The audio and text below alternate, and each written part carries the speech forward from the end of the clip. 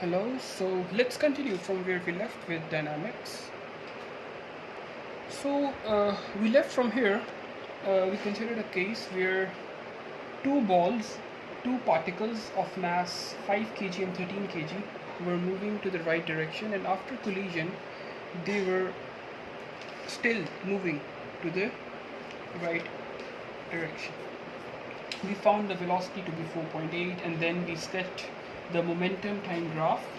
We saw that the momentum of particle A decreased to 24 and the change in momentum was 26.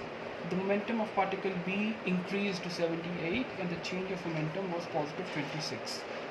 And we also saw that the sum of momentums before is 102 and after is also 102, so that makes us that the summation of momentum initial and final is the same.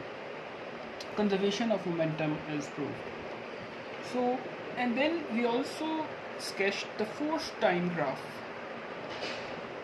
Considering this to be the collision time, during the collision, positive 26 force is defined as rate of change of momentum. So change in momentum is 26 divided by time, so this becomes 26 by t, and this becomes, the blue one becomes negative 26 by t. This is negative 26 by t. So we left on this, and now we will continue with the types of collision. So for elastic collision in which momentum and kinetic energy of the system remain same before and after collision. A collision in which the kinetic energy and the momentum is conserved before and after the collision, such a collision is called elastic collision. Considering any system, for example, I have shown, summation of initial kinetic energies would be equal to the summation of final kinetic energies after collision. So half m1 u1 square plus half m2 u2 square is equals to half m1 v1 square plus half m2 v2 square. Now do notice that the velocities are getting squared up here. So the sign of the velocity, negative or positive, does not matter here. So do bear this in mind.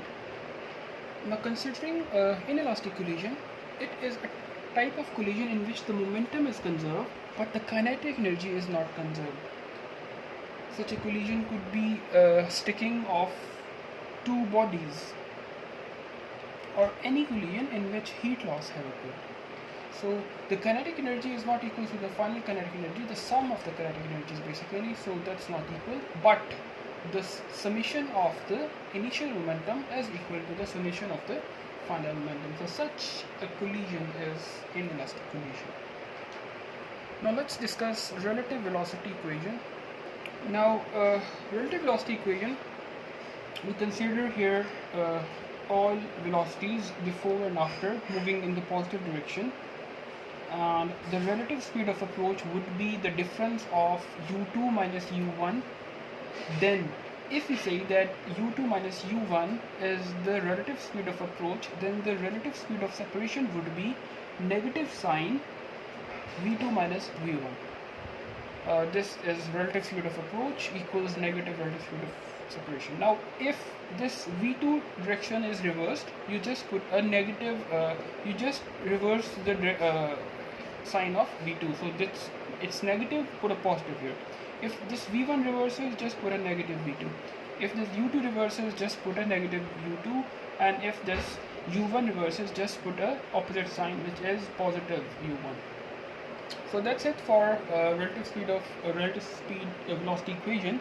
And you must know one thing, that this relative speed of approach equals negative relative speed of separation holds for elastic collisions only,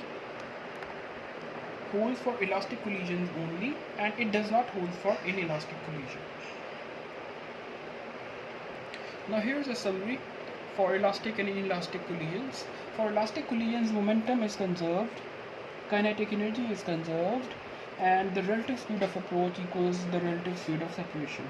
But for inelastic collision, momentum is conserved, kinetic energy is not conserved, and the relative speed of approach is not equals to the relative speed of separation. So this ends up our topic for AS level dynamics, and do like and subscribe my channel for more informative videos. Thank you.